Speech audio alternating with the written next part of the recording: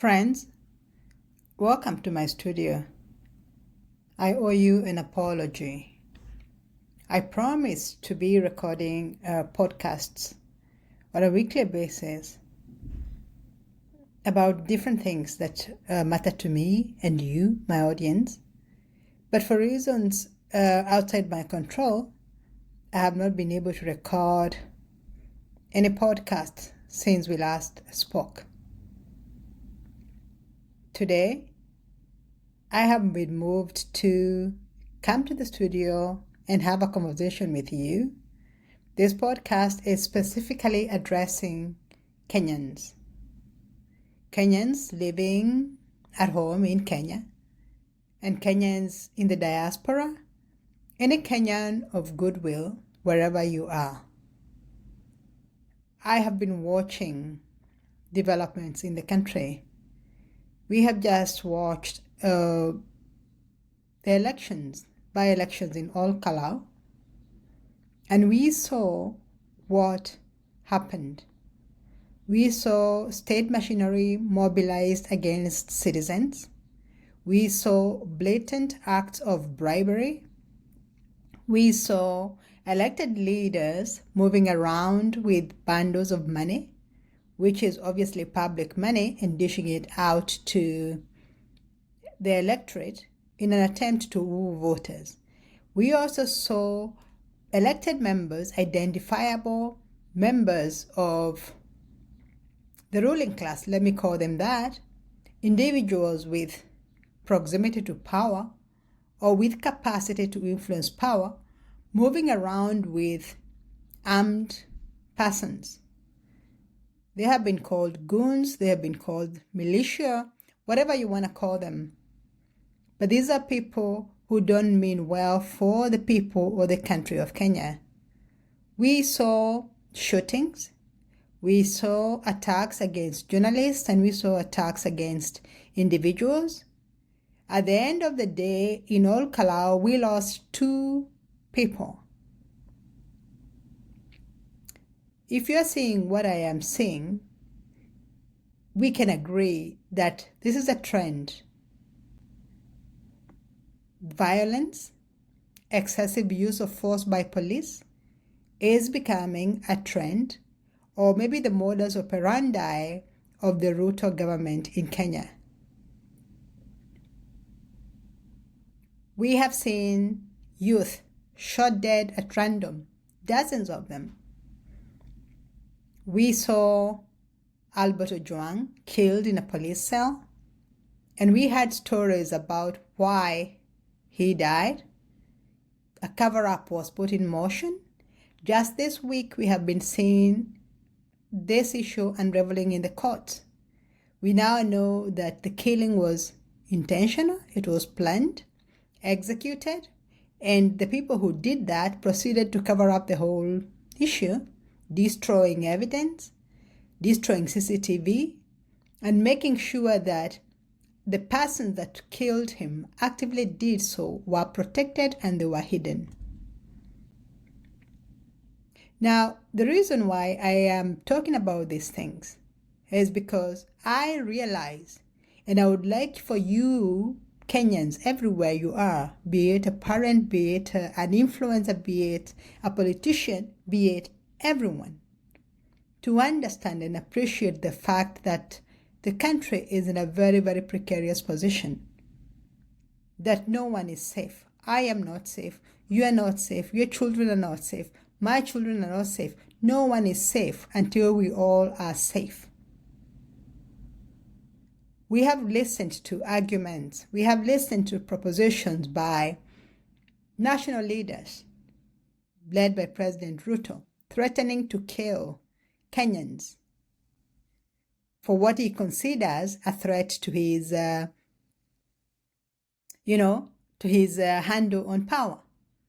We have seen CSs, the CS for security, threatening to kill youth and proceeding to do exactly that. Now begs the question, how long is this going to continue? How many people must die until action is taken?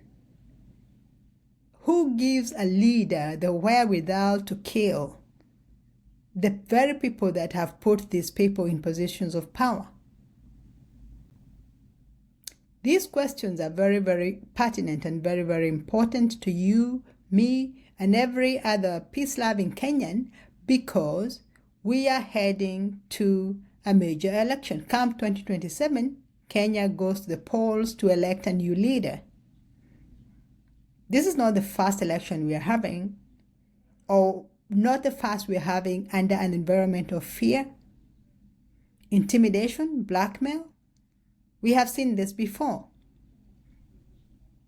In very recent memory, we saw it in 2013, 2017, and then we saw the worst of it in 2007.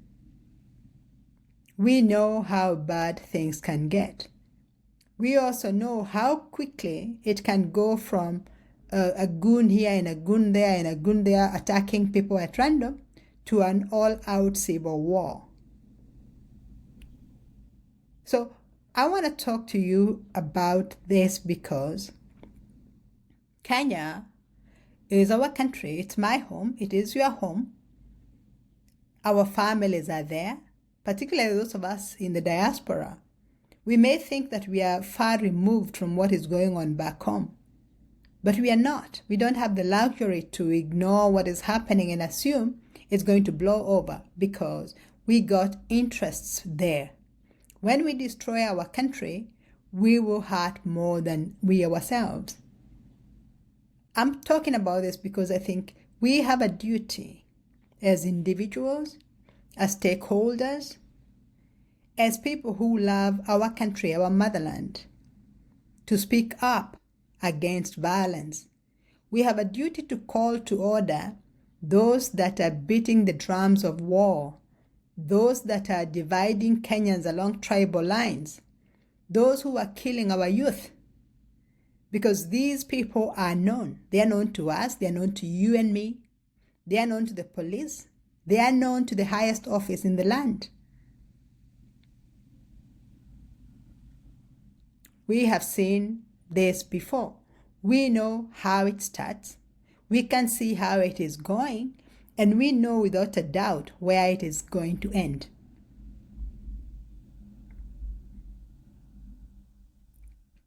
I am a firm believer in the saying, or I believe actively, that there is no point running after the horse to close the stable when the horse has bolted. Now, Kenya is at the tipping point. We are either going to perish together or we can rise up as one unit. Say no to violence. We can say no to leaders who want to lead this country down a path of no return. Because we have had leaders threatening Kenyans and saying that if there is no country for me, then there is no country for you. We have got to come to an understanding and say, look here, country Kenya is bigger than any one individual. Kenya is a country of more than 55 million people and growing. So no one person has a monopoly of violence, and no one person can be allowed to take this country down a path of no return. So, as Kenyans, what is it that we can do to make sure that this country doesn't go down the path where it went in 2007, where we lost more than 1,000 people to senseless violence? Hundreds of thousands of people were displaced from their homes. Many are living with permanent scars of that very, very regrettable event. And many of them are still not recovered. They have never recovered. People lost property. People lost lives. People lost family. So this is not something theoretical. This is something real. We are in danger as a country.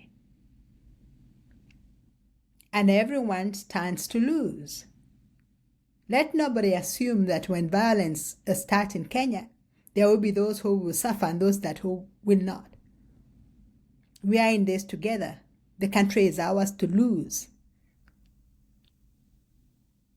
We also know that no one person can claim to have the answers to the situation that we are facing. No particular leader can demand to stay in a position of power permanently when they have consistently failed the people. The people voted the leaders we have today. The people gave leaders the mandate to govern.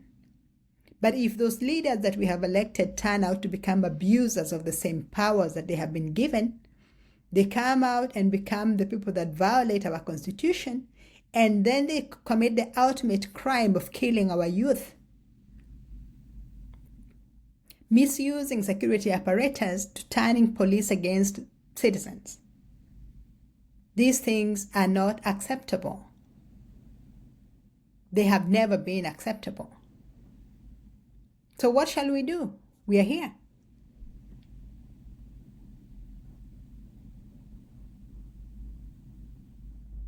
I am calling on every Kenyan of goodwill, wherever you are, in your own small spheres of influence, to come out and condemn violence.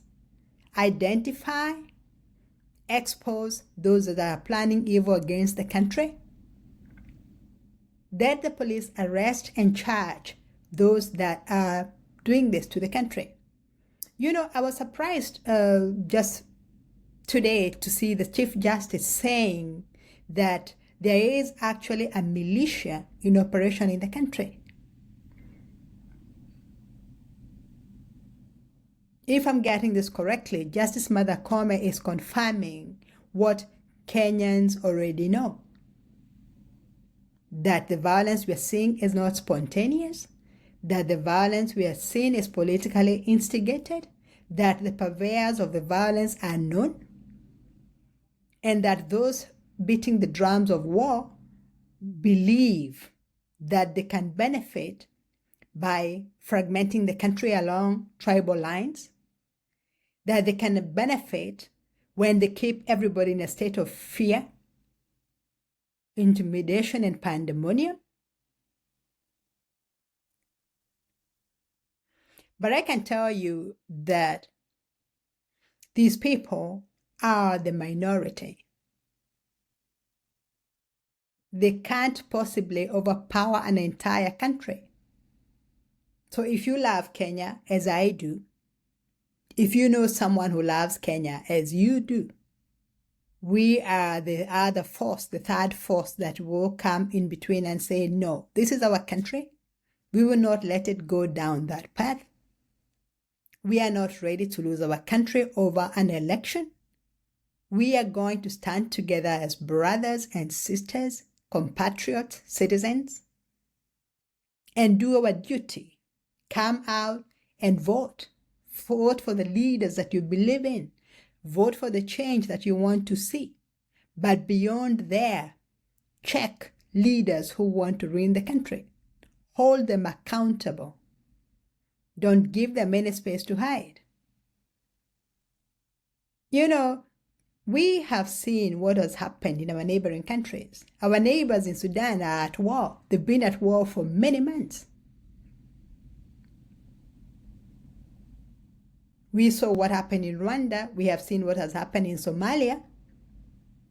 People suffer and life goes on. So our duty as Kenyans, you, me, and everybody else, is to make sure we don't take that route.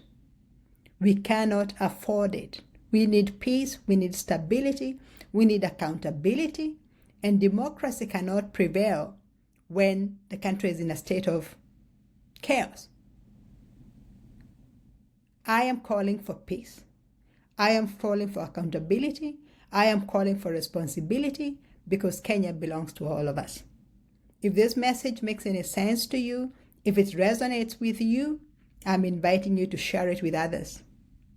I'm inviting you to start a conversation in your circles of influence, a conversation that says, we demand peace, we demand accountability, No one is above the law.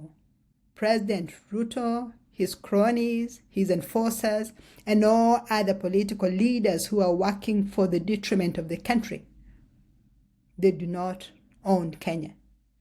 We, the Kenyan public, do. We, the citizens, do. And we demand a stop to the instability that we are seeing. We demand a credible, fair, and transparent election. It can be done. It has been done before. And we can do it again. May the best man win. God bless Kenya.